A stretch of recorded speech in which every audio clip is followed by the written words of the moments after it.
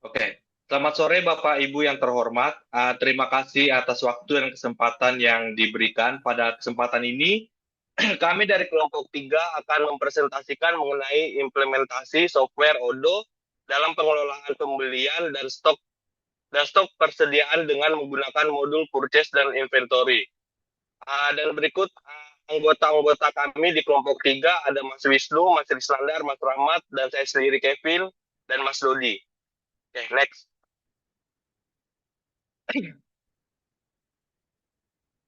Next, Mas. Oke. Latar belakang, perkembangan teknologi informasi mendorong efisiensi dalam manajemen operasional dan pengelolaan sumber daya perusahaan. Pengelolaan pembelian dan stok persediaan yang efektif sangat penting untuk kelancaran produksi dan stabilitas keuangan. Banyak perusahaan yang masih menggunakan sistem manual atau spreadsheet yang menimbulkan keterlambatan, kesalahan stok, dan sulitnya analisis data. Oke, next. Titik permasalahan. Proses pembelian dan stok belum terintegrasi. Yang kedua, sering terjadi keterlambatan pengadaan dan kesalahan pada sistem pencatatan. Yang ketiga, sulit melakukan analisis untuk pengembalian keputusan. Dan untuk solusinya, implementasi ERP, sistem integritas, untuk mengelola seluruh proses bisnis, yaitu Odoo, software ERP, open source dengan modul yang lebih fleksibel. Dan untuk modul purchase-nya mengelola permintaan dan pesanan pembelian, dan untuk inventory-nya memantau stok, lokasi, dan pergerakan barang secara real time.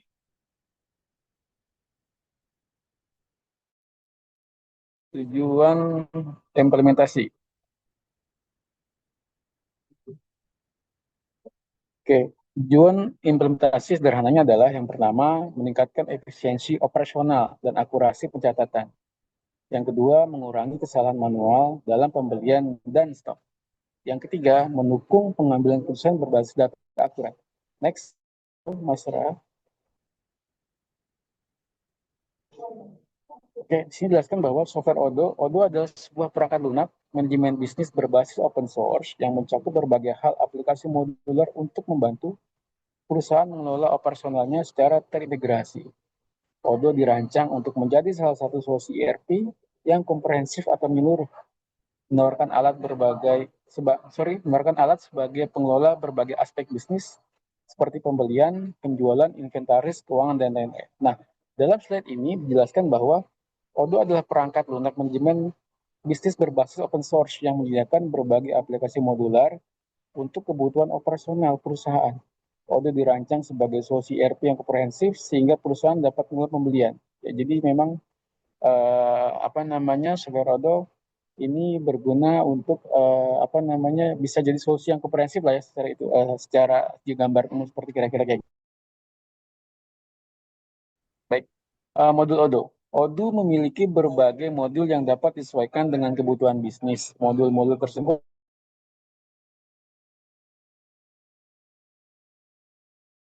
meliputi purchase, inventory, Odoo memiliki beragam modul yang dapat dipilih sesuai kebutuhan organisasi. Ya, modul-modul tersebut mencakup purchase, inventory, sales, accounting, dan project management. Setiap modul saling terintegrasi sehingga data dapat mengalir dengan mulus antar proses bisnis. Dengan struktur modul seperti ini, perusahaan dapat mengaktifkan hanya modul yang dibutuhkan sehingga lebih efisien dan bisa di-customize. Kira-kira seperti itu. Lanjut untuk slide kelebihan Odoo. Nah, pada slide ini dijelaskan sejumlah keunggulan utama Odoo. Pertama, Odoo bersifat open source dan fleksibel, sehingga mudah dikembangkan sesuai kebutuhan perusahaan. Yang kedua, sistemnya modul integrasi. Bisnis berjalan dalam satu yang menyatu. Ketiga, Odoo menawarkan antarmuka yang user-friendly, sehingga mudah baru. Selain itu, komunitas Odoo sangat aktif dan ekosistemnya terus berkembang, membuatnya memiliki skala pengembangan yang tinggi untuk masa depan. Tapi ada kekurangan nih. Odoo memang powerful dan sangat fleksibel. Akan tetapi ada beberapa kekurangan yang sering ditemukan atau dirasakan oleh beberapa perusahaan.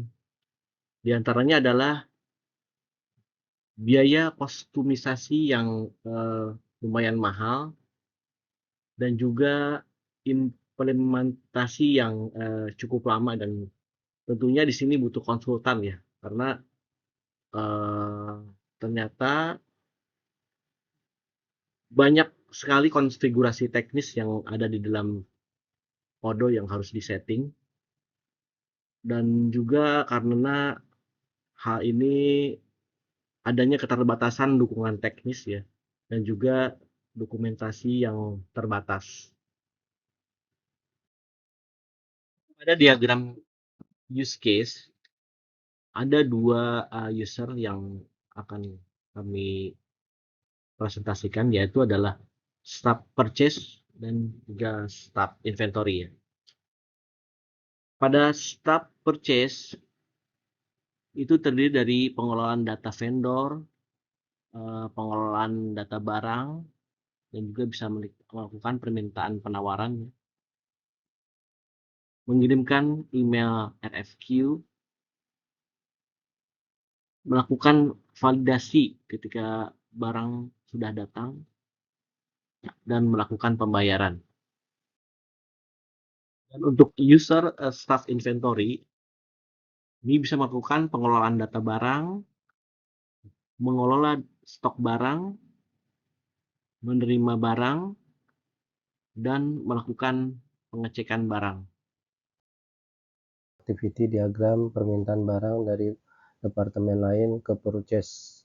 Activity diagram ini mengilustrasikan alur permintaan barang dari departemen lain menuju modul purchase di Odoo. Dimulai dengan departemen yang mengajukan permintaan barang melalui sistem yang kemudian diverifikasi oleh sistem purchase. Disetujui, permintaan dikonversi menjadi RFQ. Jika tidak, dikembalikan untuk revisi. Diagram menunjukkan langkah-langkah seperti approve, pencarian supplier, dan pembuatan order pembelian. Diagram ini menekankan pentingnya kolaborasi antara departemen untuk memastikan permintaan barang dipenuhi tepat waktu.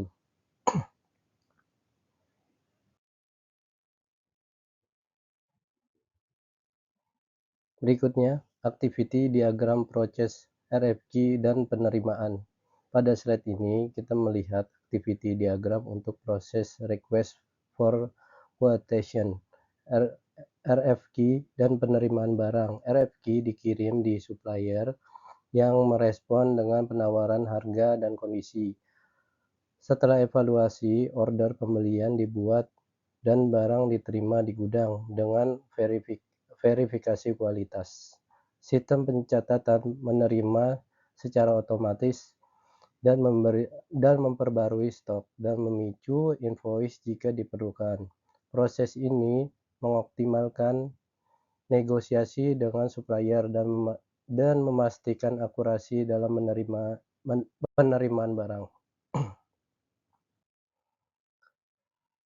Activity diagram berikutnya menjelaskan proses invoice dalam modul purchase. Setelah menerima barang, invoice dibuat berdasarkan order pembelian dan dikirim ke supplier. Tim keuangan memverifikasi invoice, mencocokkan dengan permintaan dan proses pembayaran. Fitur seperti automation informasi invoice dengan PO mengurangi resiko kesalahan.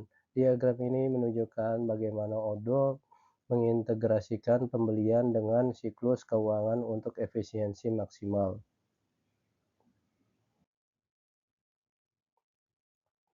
Di sini kita activity kelolaan data inventory. Diagram ini untuk mengelola data inventaris. Proses meliputi input data produk, pengaturan kategori, dan tracking pergerakan stok. Aktivitas seperti adjustment stok manual, transfer antara gudang, dan laporan inventaris dilakukan melalui interface yang user-friendly.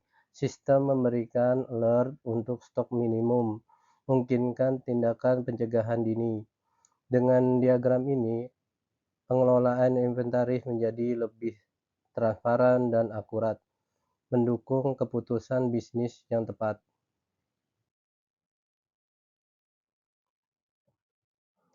Activity diagram penerimaan barang inventory. Dalam seri ini, penampilan activity diagram penerimaan barang di modul inventory, barang tiba di supplier, diverifikasi berdasarkan PO, dan dicatat dalam sistem dengan detail seperti jumlah dan kondisi. Jika ada ketidaksesuaian, dilakukan return atau adjustment. Jika sesuai, stok diperbarui secara real time. Integrasi dengan modul purchase memastikan data sinkron antara pembelian dan inventaris. Diagram ini menyoroti bagaimana Odoo memfasilitasi penerimaan barang yang efisien, mengurangi downtime, dan meningkatkan produktivitas gudang. Setelah teman-teman anggota yang lain sudah menjelaskan presentasi atau teori tentang Odoo, barulah kita melakukan simulasi pada software Odoo-nya secara langsung. Ini saya menggunakan Odoo trial dengan durasi 15 hari pemakaian dan melakukan proses pendaftaran, dan kita sebelum mengakses Odoo-nya melakukan proses login terlebih dahulu. Ini masukkan email dan kata sandi, kemudian klik log masuk. Sesuai materi yang telah disampaikan, kita di sini menggunakan dua modul, yaitu modul pembelian atau purchase dan stok persediaan atau inventory.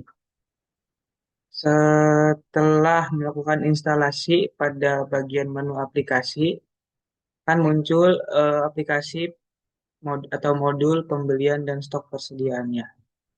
Ini kita mengunjungi inventory atau stok persediaannya. Sini saya mempunyai satu gudang dengan nama, kita bisa cek di bagian konfigurasi, bagian gudang, klik konfigurasi, kemudian ke gudang. Di sini saya mempunyai gudang dengan nama warehouse AHT 001. Di sini kita bisa ubah nama, singkatan, atau alamatnya. Di sini kita bisa nama PT-nya di Raha Teknologi. Kemudian setelah itu kita bisa melihat bagian produknya. Sini ada, saya ulangi, sini ada beberapa produk yang sudah tersedia dan secara on hand juga sudah ada materialnya. Di sini ada 6 dengan yang belum ada stoknya, yaitu konektor BNC dan tang crimping. Kita coba dulu sebelum memasukkan on hand, kita coba membuat satu produk yang akan disimpan di gudang kita. Kita klik baru, kemudian kita coba di sini masukkan nama produknya, yaitu kabel atau adaptor. Kemudian di bagian tipe produk, biarkan jasa, pacak inventory dicentang untuk menemukan keberadaan kuantitas on hand atau kuantitas di tangan. Di sini biarkan kosong, kita atur saja untuk bagian harga jual. Di sini misalnya adaptornya harga 50.000 dengan pajaknya 11% dan modalnya 45.000. Kemudian untuk bagian referensi, ini karena adaptor kita gunakan nama AA001. Dan kita klik save. Ini akan tersave dengan referensi A01 dan adaptor. On hand di tangannya masih kosong, kita bisa lihat di bagian produk. Nah, ini yang baru, adaptor dengan on-hand di tangan kosong. Kemudian kita bisa pindah ke bagian modul purchase untuk melakukan pembelian. Di sini saya sebelumnya melakukan pembelian untuk barang-barang yang ada di warehouse, yaitu banyak. Ada terakhir itu kita beli di VR.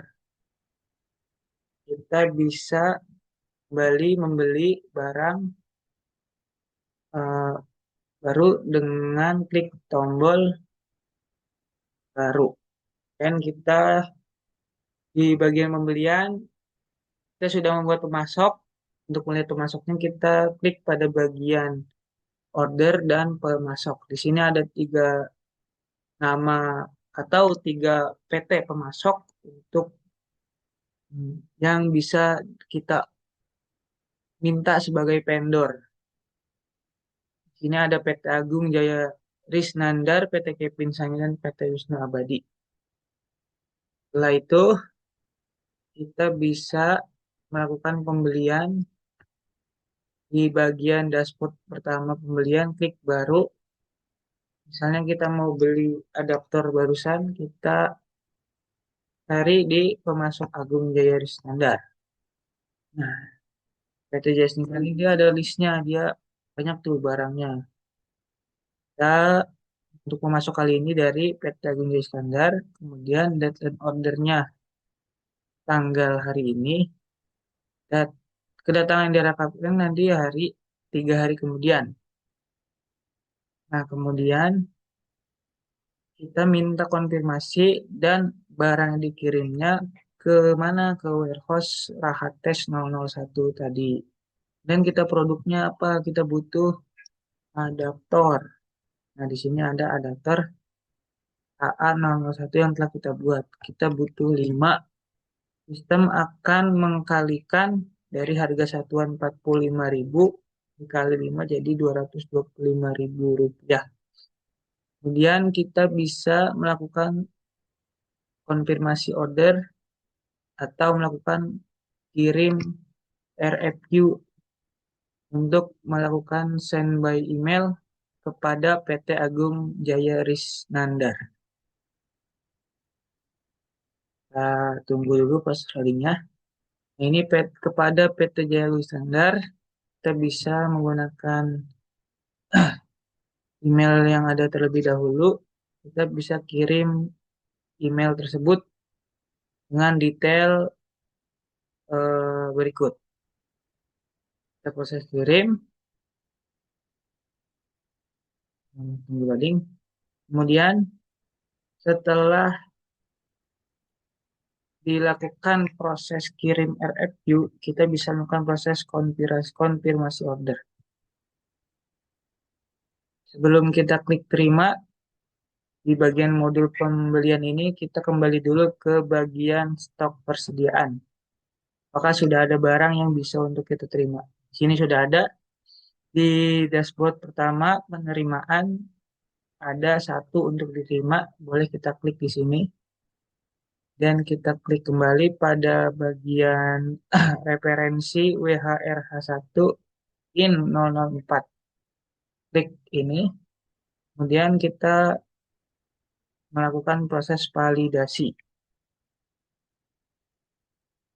Kemudian setelah itu kita bisa mengecek apakah produk sudah masuk pada stok sistem di warehouse Rahates ini. Dan kita bisa klik produk. Nah, di sini ada adaptor dengan on hand-nya 5. Ini untuk detailnya.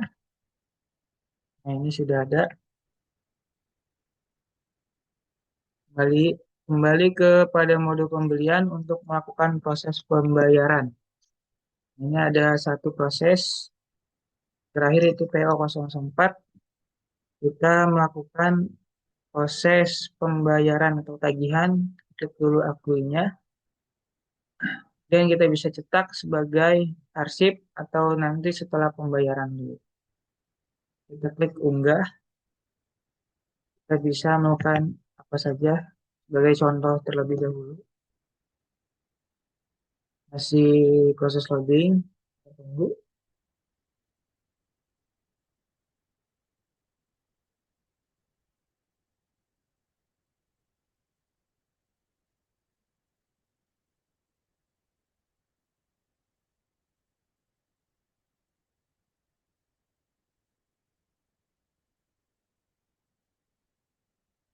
Nah, setelah Mas unggah di sini terdapat dua pilihan, mau konfirmasi atau digitalisasikan dokumen. Sebelumnya kita pilih dulu radio button yang penerimaan.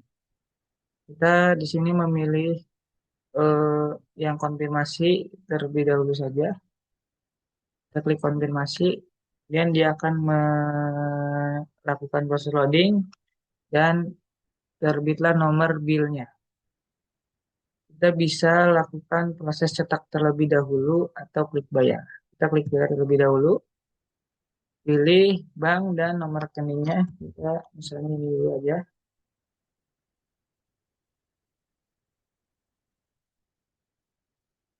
Kemudian klik payment. Nah, di sini ada keterangan lunas, kita bisa cetak sebagai arsip untuk PT Rahatech dan kita bisa mengeceknya di sini.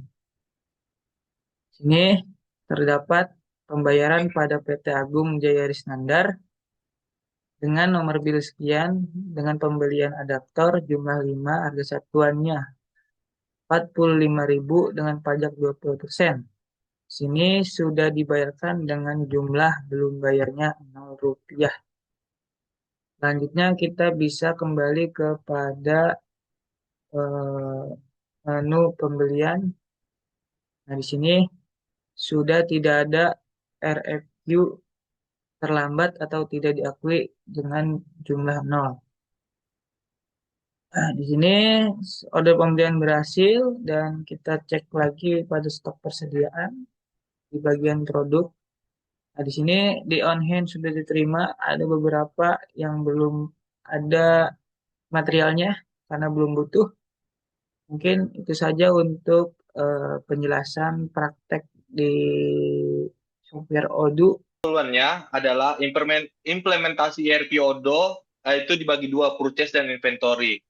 Di mana di purchase itu mempermudah permintaan pembelian, persetujuan vendor, dan pencatatan transaksi secara terstruktur.